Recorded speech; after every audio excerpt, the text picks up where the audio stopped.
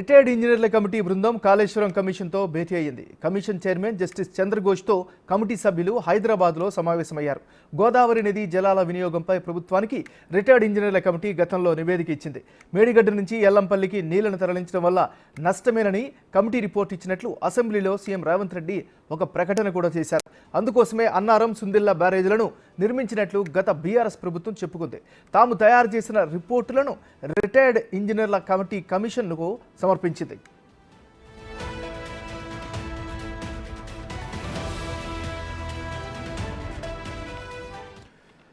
మనం breaking news చూస్తున్నాం. Retired ఇంజనీర్ల కమిటీ బృందం కాళేశ్వర్ కమిషన్తో భేటీ అయ్యింది. కమిషన్ చైర్మన్ జస్టిస్ చంద్రఘోష్తో కమిటీ సభ్యులు హైదరాబాద్లో సమావేశమయ్యారు. ఈ సమావేశానికి సంబంధించి మరింత తాజా సమాచారాన్ని మా రిపోర్టర్ వెంకట్ లైవ్లో అందిస్తారు.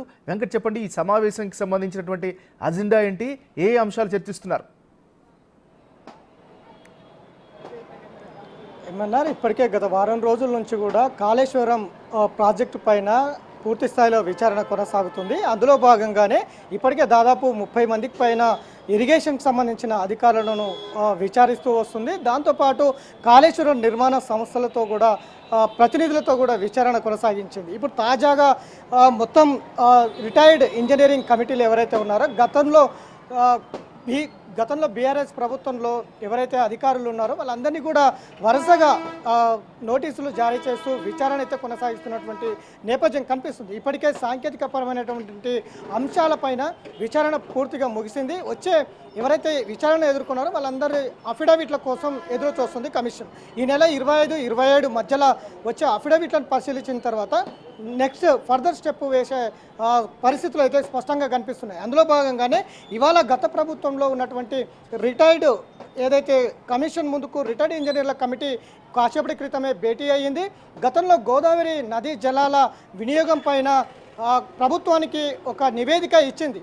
ప్రాణహిత చేవేళ్లకు సంబంధించిన అంశంలో కూడా ఒక నివేదిక ఇచ్చింది. ఆ నివేదికను పక్కన పెట్టి కేవలం కాళేశ్వరం నిర్మాణం చేశారనేది కమిషన్ చెప్తున్నటువంటి అంశం. పూర్తి స్థాయిలో ప్రాణహిత చేవేళ్లకు సంబంధించిన నివేదిక కమిషన్ ముందుకు తీసుకురావాలని ప్రభుత్వానికి ఆదేశాలు జారీ చేసింది. అందులో భాగంగానే మేడిగడ్డ నుంచి కాళేశ్వరం రిజర్వాయర్ నిర్మాణం తర్వాత మేడిగడ్డ నిర్మించారు. మేడిగడ్డ నుంచి నేరుగా ఎల్లంపల్లికి నీరు తరలించేందుకు గత ప్రభుత్వం ప్రయత్నం చేసింది.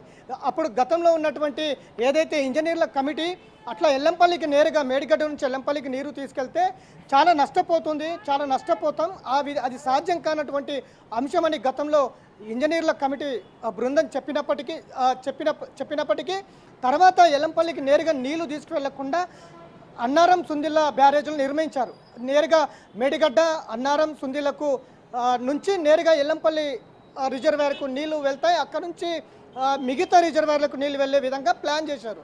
ఆ తర్వాత అది పూర్తి స్థాయిలో మనం చూసినాం. సుందిళ్ల, అన్నారం, మేడిగడ్డ పూర్తి స్థాయిలో వైఫల్యం చెందాయి. కొన్ని ప్రాజెక్టులు రెండు రిజర్వాయర్లు నీరు బయటికి వెళ్తున్నటువంటి లీకేజీల పర్వం కొనసాగుతుంది. అటు మేడిగడ్డ పూర్తిగా కుంగిపోయినటువంటి సిచ్యువేషన్ ఉంది. కేవలం 3 నెలల వరద ఉధృతి కోసం ఆపడం కోసం దాదాపు 1,00,000 కోట్ల ప్రజా సంపదను పెట్టి ఇంత భారీ ప్రాజెక్ట్ నిర్మించడం అవసరమా అనేది ఇప్పుడు కమిషన్ చెబుతుంది.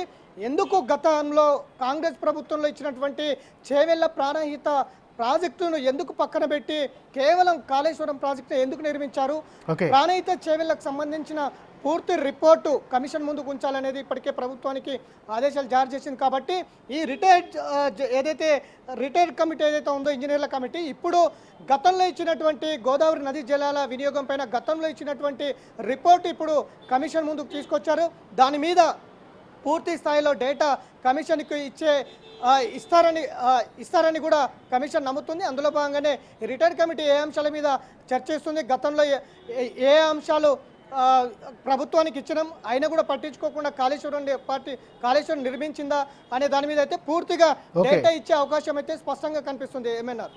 Thank you Venkat.